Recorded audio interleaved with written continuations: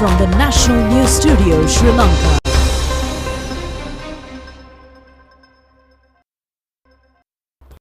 Good evening and welcome to the National News broadcast, bringing to you live from the National News Studios here at the Sri Lanka Rupavahini Corporation. We are ready to bring you the top stories here at home and around the world. I'm Charita Vinupurarachchi. Joining with me today is Kasuni Balachandra.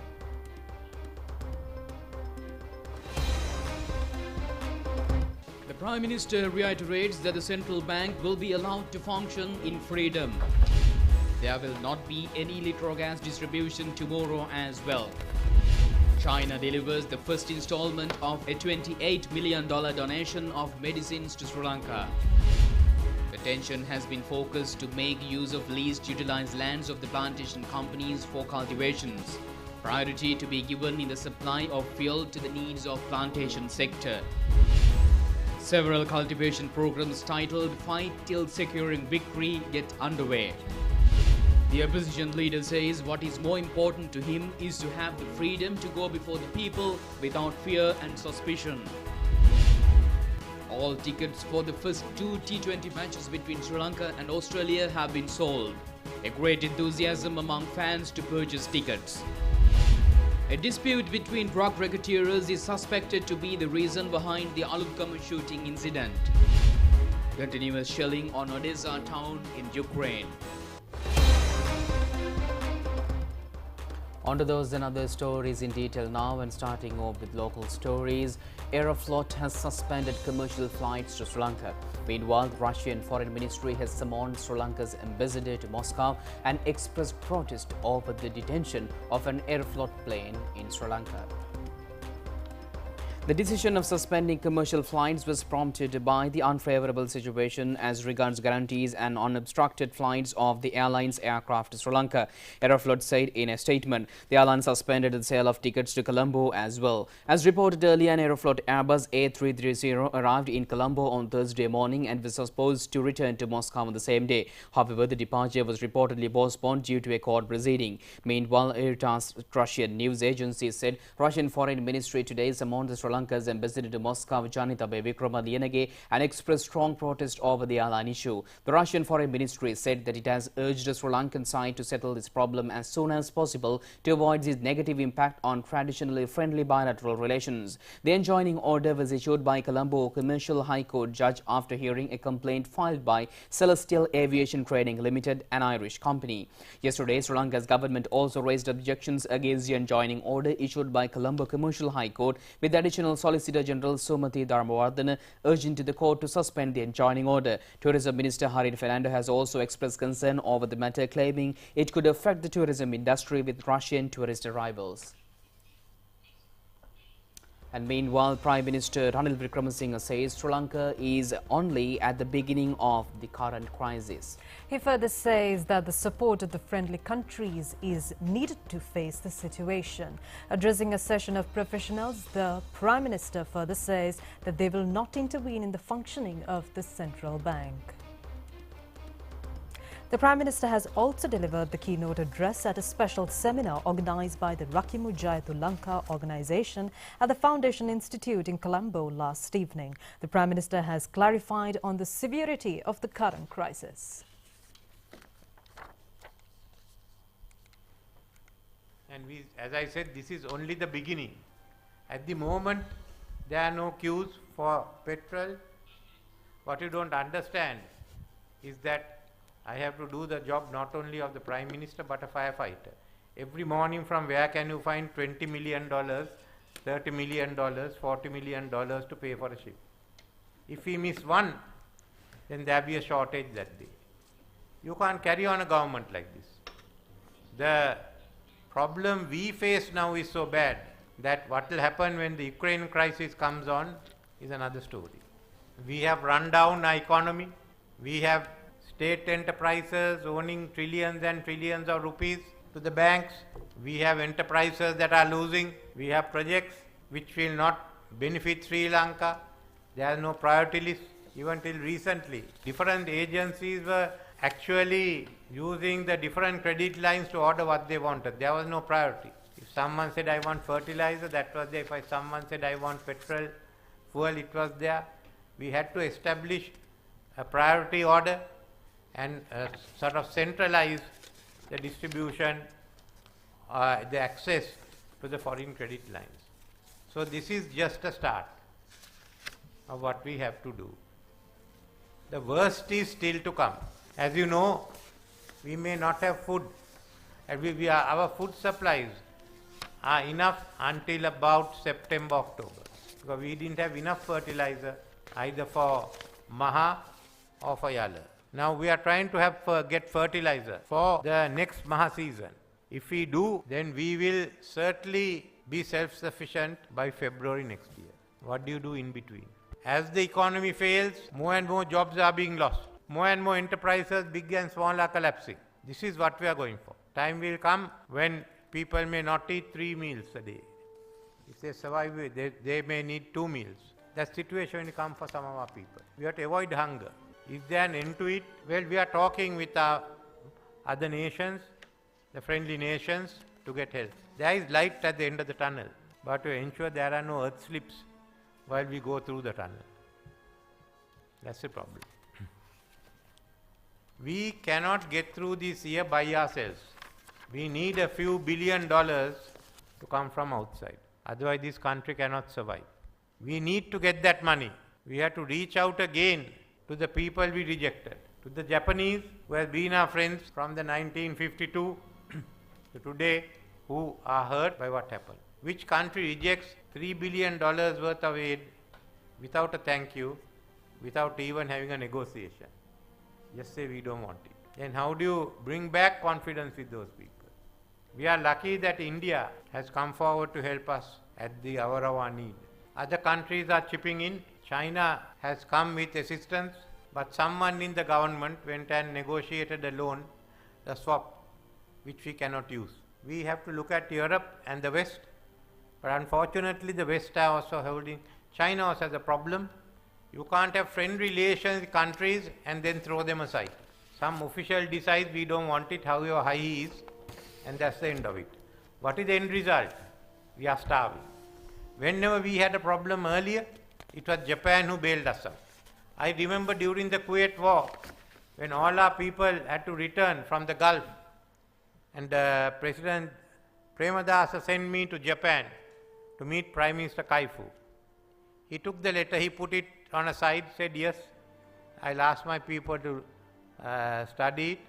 And then before I went, I was told, there's $600 million for you. $600 million in 1990 is a big thing. That is how we worked. Today it's different. So I have to spend time rebuilding trust with these people, talking with them to increase assistance. Then we have to sit down.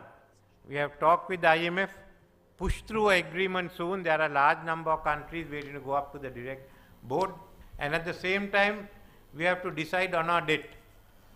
What are we going to do? How is the consortium going to work? Because the Chinese criteria is different from that of others. So how do you ensure that all of them share the burden equally, though the systems may be different? This is another issue that we are facing. We have to get all of them together. Who is going to summon the consortium? Where are they going to meet?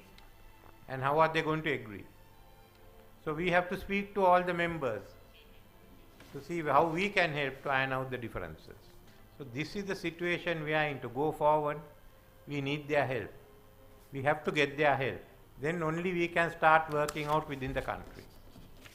Otherwise, we will find that gradually the economy is slowly coming to a halt. The Litro company says distribution of domestic gas cylinders will not take place tomorrow as well. Long queues could continuously be witnessed at numerous locations to purchase gas. People who came to purchase gas in Slave Island were engaged in a protest by blocking several roads yesterday. As a result of the agitation, the Justice Akbar Mawat was compelled to be closed. Traditional firewood industrialists in Taldenia of the Badulla Mahiyangani Road are reported to be engaged in a lucrative business these days. The reason being a lot of gas consumers turning towards firewood as a result of gas shortages. An increase in firewood transport to numerous areas from Badulla has been witnessed.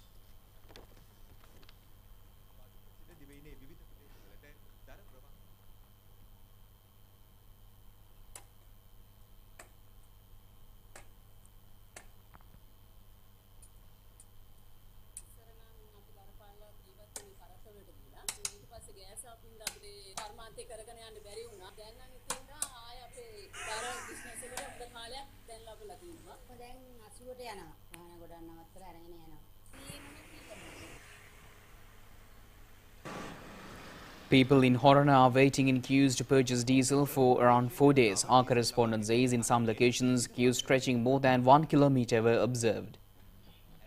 Similar long queues for diesel have been witnessed in Palavatta and Thalawattukuda as well.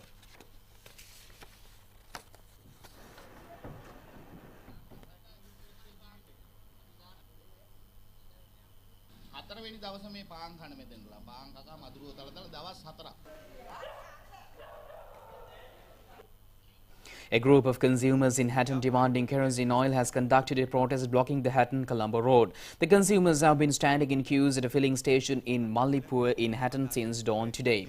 They have launched the agitation when they were told by the employees of the filling station that there was no kerosene. Police officials who arrived at the scene have informed of the problem to the Ceylon Petroleum Corporation in Kottagala fuel depot. Therefore, measures have been taken to provide 6,600 litres of kerosene oil to the filling station.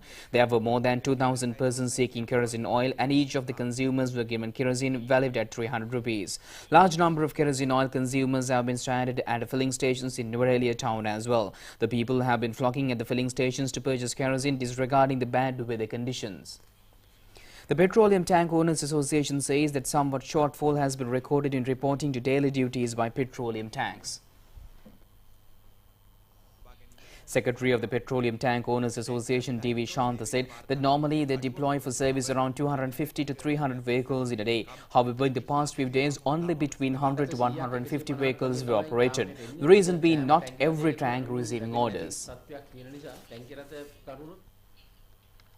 And meanwhile, the government of China has donated a stock of 14 varieties of essential medicines and medical equipment to Sri Lanka. The first installment of the contribution has reached the Katunayake airport last night. Minister of Health K.L. Ramakwala and Chinese ambassador in Sri Lanka Ki Shin-hong were present at the airport to receive the stock of medicine and equipment. The value of the donation is $28 million. Minister K.L. Ramakwala said that they have received more cooperation than expected from foreign countries. China has gifted 14 types of critical medicine at this difficult moment. The minister further said that China has pledged to provide 500,000 types of drugs, which is sufficient for use for more than 1 year. China has provided even vaccines. There will not be any more shortage of vaccines in any hospital in Sri Lanka. Minister has also rejected charges that there's severe shortage of medicine in the country. But he has accepted that the fact that somewhat shortage exists. It could be resolved through proper management within the next 2 weeks. He added that they need at least 1.5 months to manufacture drugs locally. He also said that there will not be any problems pertaining to medicine from next August.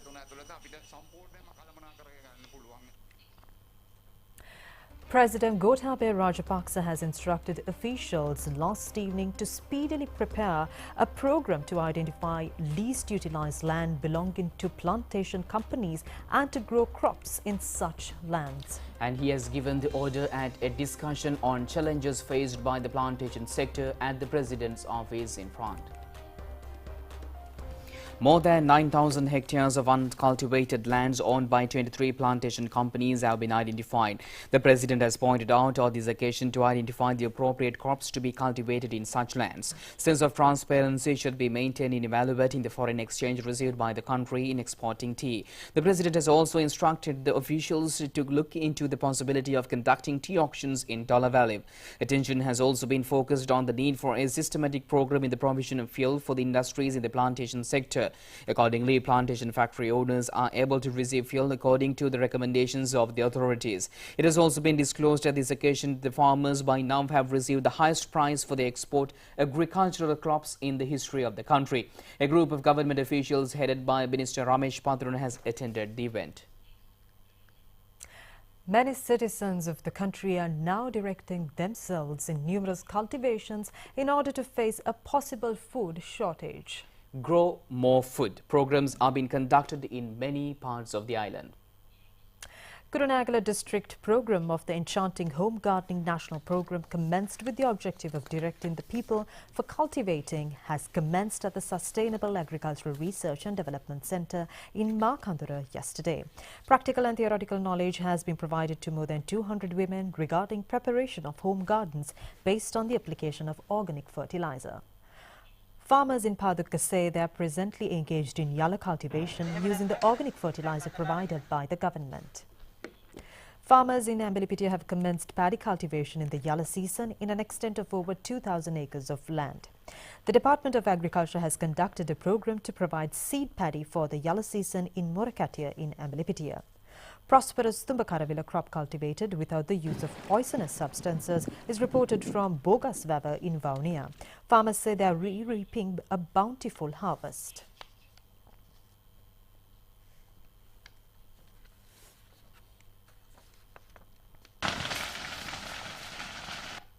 Many government institutions in the Polonnaru district are engaged in cultivation using organic fertilizer. Mayor of the Polonnaru Municipal Council, Janakasiddharth Ranasinghe, is providing guidance for a successful cultivation of crops at the Refuse Recycling Centre in Gallala. A female farmer in Dupanupota in Anuradhapura is cultivating all vegetables and fruit required for home use at her garden. She says that she never spent money to purchase food. Another female farm in Badulla is also producing all fruit and vegetable for family consumption.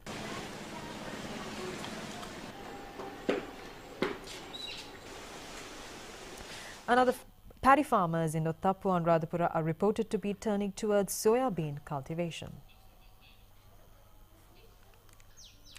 Opposition leader Sajith Premadasa says for him, what is more important is to have the freedom to go among the people without fear or suspicion. He had made these remarks at the occasion of the opening of a new party office of the Samagi Chanabala Vege in Udavila, Ambalangoda. Opposition leader Sajith Premadasa said that when the government had reduced the state revenues by giving tax concessions to billionaires amidst the decline of the granting of Fitch, Moody's, Standard and Poor, the report to a government says it was an international conspiracy. He added that when the international organizations were downgrading the country, we were imposing bans on the international capital market. The real situation was concealed from the general public of the country. The opposition leader also said that its foreign reserves needed to purchase food, medicine and fuel were used to pay back foreign debt. The freedom has been deprived for many members of the government as well as to go before the people and live without fear and suspicion. They will be allowed to go before the people only if they do correct things. He further said that the SDIB will never do any act that would become detrimental to the interest of the common masses.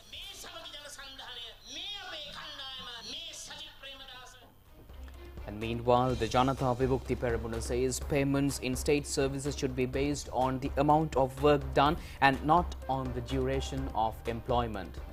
JVP Politburo member Lal Kanta has made these remarks at a seminar in Kandy yesterday.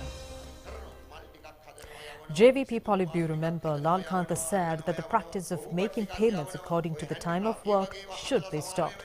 He added that the correct method is to pay according to the amount of work done, commenting on the issue of the state institutions not extending support to the private sector in exporting goods.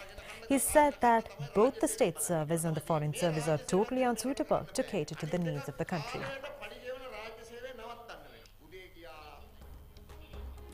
Issuance of tickets for the Sri Lanka-Australia cricket tournament has commenced today. Meanwhile, the Sri Lanka cricket says all tickets for the first and the second T20 matches have already been sold.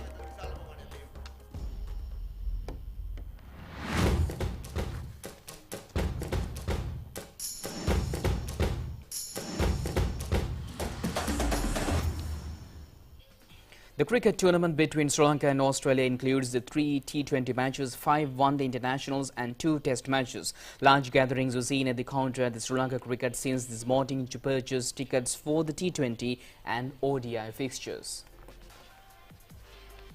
Issuance of tickets for the T20 match at the Pallekele International Cricket Stadium will commence on the 8th of this month. A counter has been installed at the stadium for the purpose of issuing tickets. The Sri Lanka Cricket further says tickets for the test matches could be obtained from a counter at the Galle International Cricket Stadium from the 26th of this month. In addition, tickets could be also purchased online via the website www.srilankacricket.lk. The Sri Lankan Cricket says tickets will not be issued at the playgrounds on the days of the matches. The Sri Lanka-Australia Cricket Tournament will get underway on the 7th of this month with the first T20 matches between the two countries at the R. Premadasa Stadium.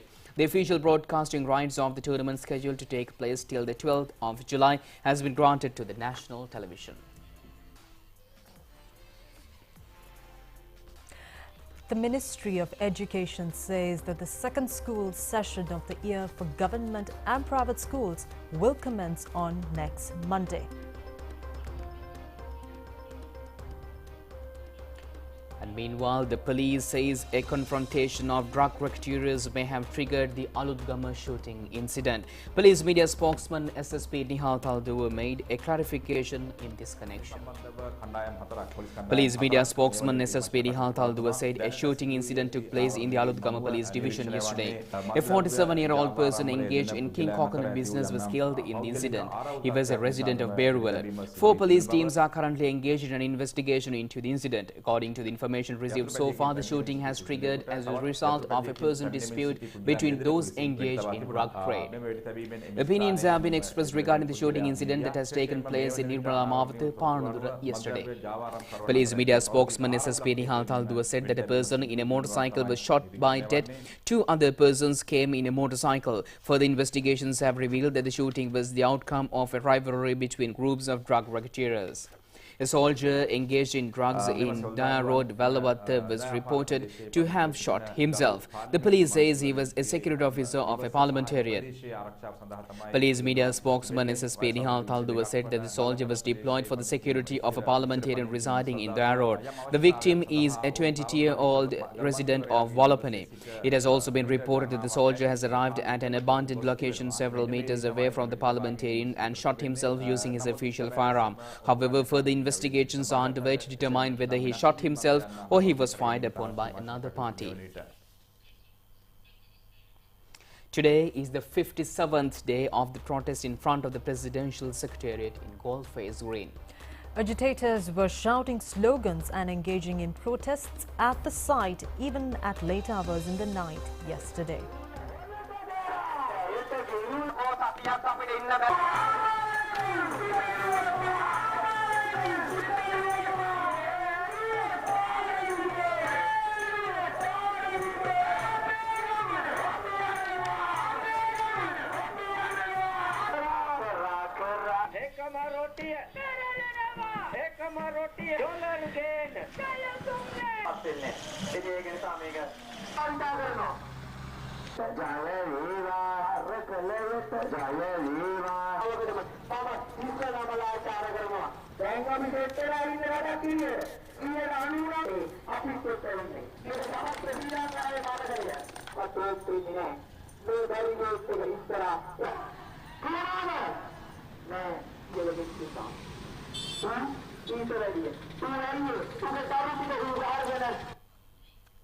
A protest was also conducted at the Hokandar Junction last evening by a group of artists and social activists. The protest was conducted under the theme, "Let's Start the Agitation from the Village."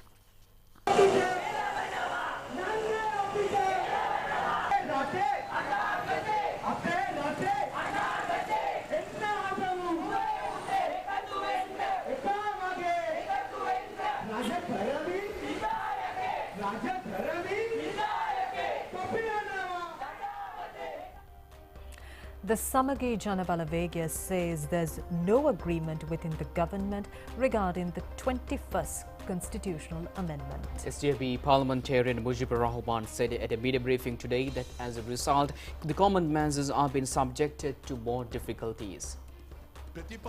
SJB parliamentarian Mujibur Rahman said that the problems could not be resolved without a consensus on policy. He also said that there is a group in the Porto group who supports the 21st Amendment and also a group within the same party whose opposition amendment. The conflict opinions would not only further degrade the state of affairs and increase party among the people.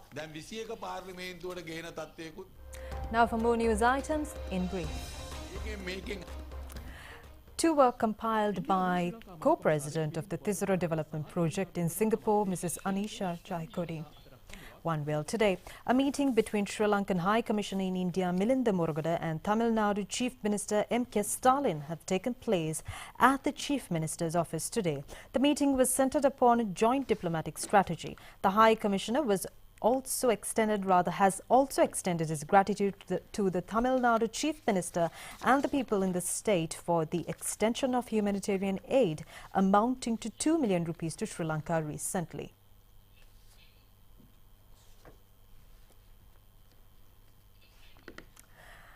Two were compiled by co-president of the Tisra Development Project in Singapore, Mrs. Anisha Jaikodi, were unveiled today.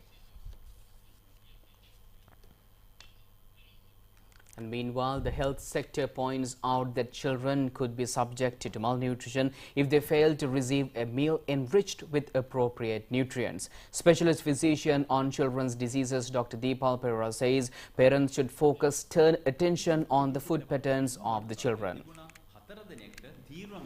Specialist physician on children's diseases Dr. Deepal Perera of the Lady Ridgeway Children's Hospital said that they have conducted tests on 53 child patients in the ward number 2 of the Children's Hospital last week. He added that without this number, a state of malnutrition has been observed in 11 patients. 4 of them were acute malnutrition children.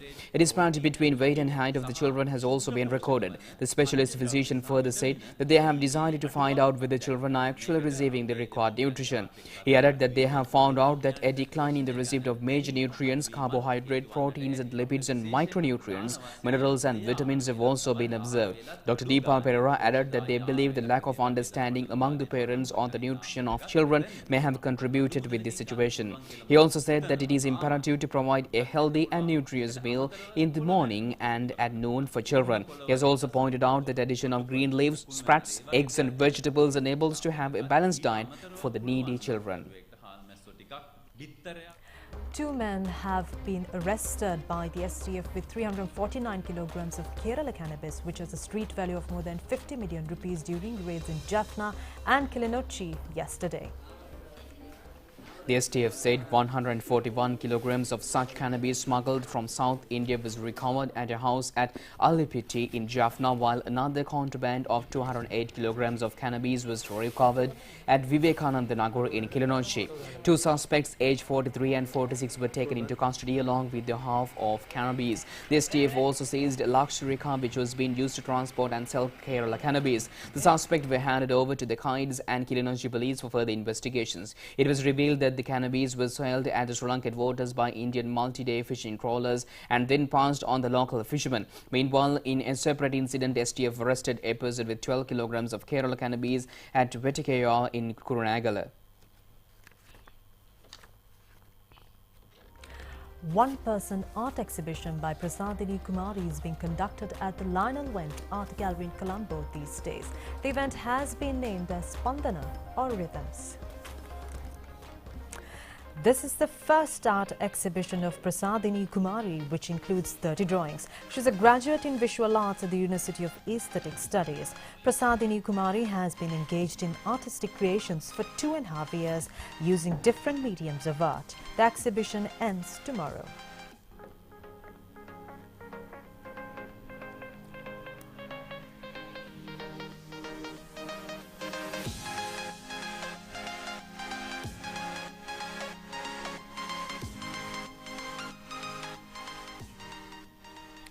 Foreign news on the other side of this break.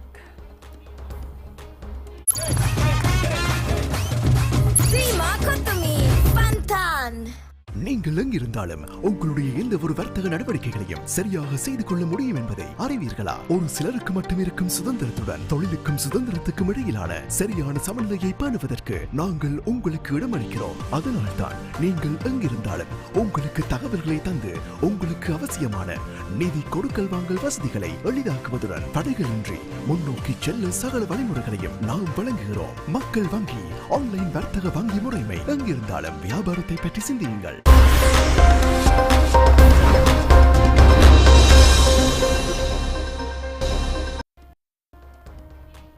Welcome back, and Ukraine update on your international news. The UK's Ministry of Defence says Russia is increasing its use of airstrikes in the eastern Donbas region, and cruise missiles are being used to disrupt the movement of Ukrainian troop reinforcements and supplies. The UK's Ministry of Defence says the cruise missile strikes have failed to have any significant impact, and stocks of guided missiles are likely to have been depleted. Meanwhile, Russia says its forces have shot down a Ukrainian military transport plane carrying weapons and ammunition near the Black Sea port of Odessa. Ukrainian officials reported that an agricultural enterprise had been hit by a missile in the Odessa area.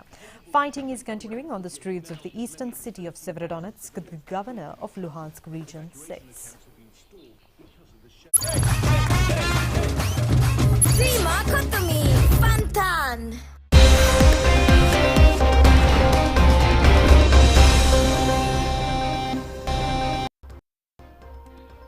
Welcome back with your sports update. And the Sri Lankan team, which was preparing for the 3 T20 matches with Australia, has been prepared with a warm-up session today at the R. Premadasa Stadium in Colombo. And the 3 T20 ODI matches will be starting from the 7th of this month onwards.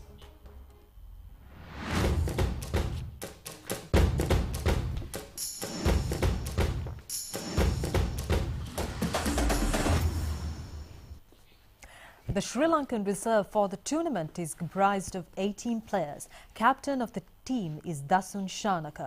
New additions include Nuanidu Fernando and Matisha Patirana, who have not yet received international cricket status. The strategic bowling coach of the Sri Lanka cricket team is former fast bowler Lasith Malinga. Captain of the Australian cricket team, Aaron Finch, says it is a challenge to compete with Sri Lanka in the Sri Lankan soil. You can never underestimate Sri Lanka in these conditions. We've seen in the past. We've had a couple of really close series against them. They play these conditions as well as anyone, and they're a very dangerous side. I think if you look at just at the top order, you've got Kusul there, who can be as damaging as anyone in the world on his day, and obviously Hasaranga has had an unbelievable couple of years in T20 cricket. He showed recently in the IPL. How damaging he can be, how effective he can be. Even when the wickets are flat, he's showed just a huge amount of skill and huge amount of temperament as well. I guess that's something that the boards will work through. I mean, like I said before, that's well and truly out of our control. We're here to play cricket, and hopefully, I mean, if we can bring some joy and some entertainment to Sri Lanka. I mean, this is the first time we've been here since 2016. Which is a long gap between tours, and it's such a special place to tour. The hospitality that you get here, the friendliness of everyone, their love of the game is unbelievable. Zima Kotomi, Fantan. And with that, we conclude tonight's news. Join us tomorrow at the very same time. I'm Charita signing off with Kasuni. Stay safe. Good night. Good night.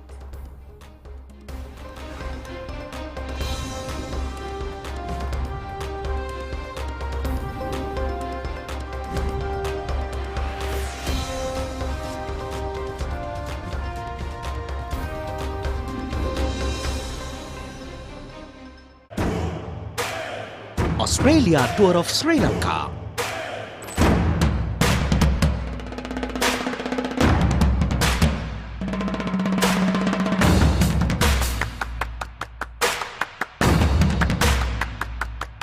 පළමු 2020 තරගය ජුනි මාස 7 වනදා සවස 5:30 සිට ක්‍රීඩාවේ ප්‍රමුඛයා Channel I වෙතින්